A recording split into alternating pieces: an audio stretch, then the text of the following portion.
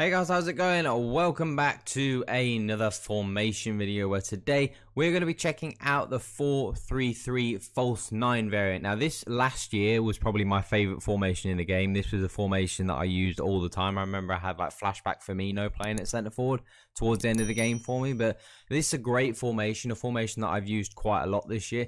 Never one that I've really taken into like a weekend league or never really given like an extensive run, but I like trying out new formations, trying new things. It can get boring just using the same stuff all the time. So this 4-3-3-5 formation, actually when I look at the personnel and the players that I have, it fits quite well. And with a formation like this, it's really important that you get the correct personnel for the right positions. You know, we've got obviously Kimmich, who's an out-and-out CDM, Vidal and Seedorf, who are box-to-box midfielders, and the midfielders really are crucial in this formation. So moving into the tactics that I went for using this 4-3-3-5, I used balance on the defensive style. I've kind of gone back to using balance really for most formations. I used to be quite keen on using like a lot of the presses, but for me, pressing is not something that I find super effective unless you're in the right formation, and I'm not the best in terms of myself manually pressing.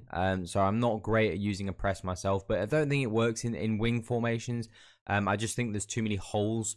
You know, even though you've got wingers, I just think like in the midfield, you know, in the wide cam sort of areas where like in a 4-2-2 or something, you'd be easy to play through a press in a wing formation. So I don't think it works great, especially in this formation.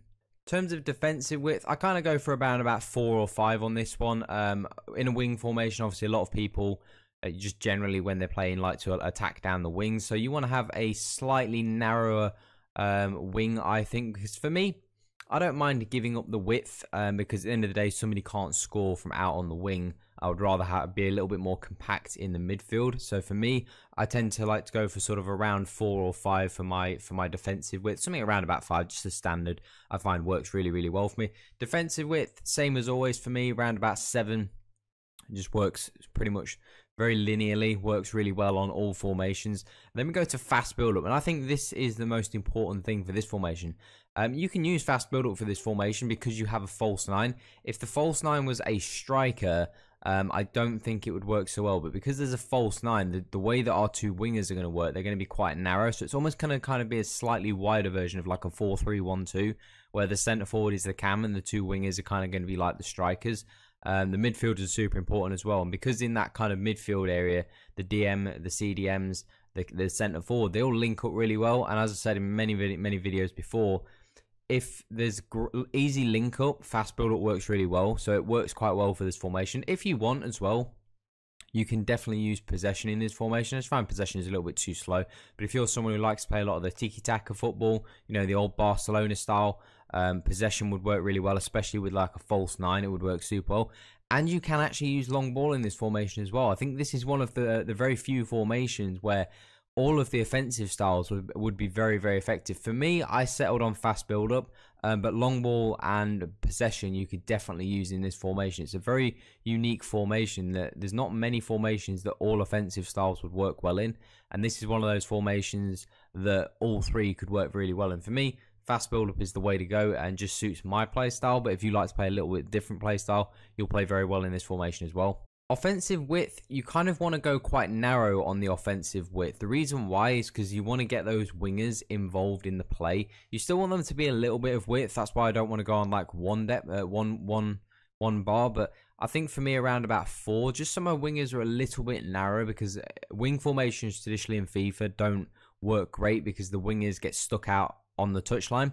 So to get them a bit more involved, you want to have a slightly narrower width. It means that as well, it will suit the fast build-up style because your wingers are kind of going to be now more engaged in the build-up play, and they're going to be in better positions when it comes to attacking to potentially score or create assists for your centre forward or your two midfielders that we're going to have going forward. So for me, a slightly narrow width will work really well in this formation, and then the rest of the stuff, just the standard stuff that I like for my own personal preference. In terms of the instructions, Van der Sar, of course, the goalkeeper, who Van der Sar is an absolute mental goalkeeper as well. He's been so good for me since I got him.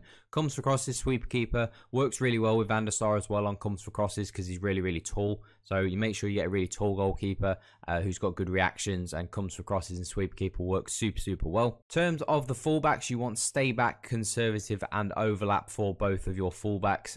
The reason why is because fast build up. I don't want my fullbacks getting forwards in the attack, because really I want the kind of the front six to do most of the attacking, especially the front five.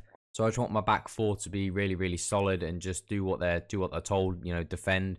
I don't want them going forward, which is why we're not playing on a press as well, because when you play on a press, your fullbacks, your midfielders, they can all pull out of position even if you have them on stay back while attacking. So make sure if you are playing in stay back while attacking, you're not playing on a press, otherwise your fullbacks will get dragged out of position. Kimmich, our CDM, is going to be on cut passing lanes and stay back while attacking and cover center. And Kimmich, if you have Kimmich in your team, my God, he is probably the best midfielder I've used all year. You know, I've not had the privilege of using like a prime Hullet or anything, but this Joshua Kimmich is absolutely unbelievable, and he is perfect for this position. You know, he just plays this CDM role so well. I play normally in a 4-2-2-2, so he plays with a partner. But even in a single CDM role, he is absolutely mental. So make sure with this CDM position, you get someone who's an out-and-out DM. You want someone who can do a real good defensive job. Obviously, Kimmich has got decent passing and dribbling. Obviously, he's the team of the year, so he's got a mental good card. This Vidal could play as a CDM for sure, because he's got great defensive stats, you know, great physicality, good pace. If you took a shadow on him, he could do great in this position. But Kimmich is mental. Make sure you get the right player to go in the right position. And now the two outside midfielders. These are going to be the two best positions and two of the most important positions. One thing that I've liked to do with one of the centre midfielders, whoever your most attacking midfielder is, have them on get forwards so that they run beyond the centre forward. And this is really, really important, because in this formation, your centre forward and your two midfielders score, from my experience, my centre forward, which was Ronaldo, and Vidal and Seedorf, scored most of my goals. The wingers, even though you can get them involved, they don't necessarily get into goal scoring opportunities. They're more kind of there just to assist in the build up. They get a lot of assists, I found, but they don't get a lot of goals.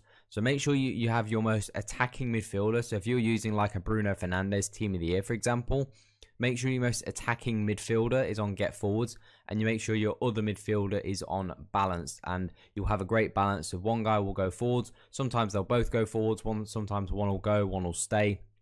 You've always got Kimmich behind you in the two fullbacks, and the centre back staying back. So you should have enough cover back that even if like Vidal goes forwards, you should have enough cover that you'll be okay and won't get countered. In terms of Ronaldo up top, I have him on stay central, and I have him on mixed attack. The reason why I don't actually have him on false 9 is because he already is a false 9, and when you actually have them on the false 9 position, I find that they drop even deeper. They almost drop into almost like a third centre midfield role, so you have no like focal point up front. And I think in FIFA it's really important that you do have a striker. So it's not that he's not going to play as a false 9. Naturally, his false 9 position is a little bit deeper, but if you stick him on false 9, he drops even deeper, which is not what I want. So I want him on mixed attack. So sometimes he'll be the false 9, sometimes the target man, sometimes he'll run in behind. So he'll do a mixture of everything, and that's really what you want from your striker. And then the two wide players, Messi and Cruyff, I have them just on cut inside and get in behind. That's kind of your best and really only option to get the wingers involved. You have to have them on cut inside and get in behind, so they will try and make runs in behind, and they're also going to be on that narrow offensive width and cutting inside. That is the best option you have to get them involved. I still found that they got involved in the play, as I've said. They got involved in the build-up, and they did score some goals, but like I said, most of my goals did come from my striker and my two central midfielders. So make sure your best attacking players really want to be your striker and your two centre mids, and really you want just sort of anybody fast on the wing, but they don't really have to have like the best shooting or anything like that, because they don't get many goal scoring opportunities. They get some, just not a whole host of. They're just kind of, it's the best way to kind of get them involved in this formation. But that is it for the 4-3-3-5. I really like this formation. Definitely something I enjoyed playing. It's definitely something that I will go back to in the future. But it's a really good formation. Definitely recommend trying this one out. It's definitely one of my favorites this year in FIFA. So make sure you do give it a go. Make sure you drop a thumbs up and subscribe as well if you are new to the channel. Make sure you join our Discord down below if you would like to get better at FIFA, or just have a great place to talk about FIFA and get any advice regarding teams or players or anything like that. Make sure you click the link in the description. But that is all for today, guys. Have an awesome day. I'm out.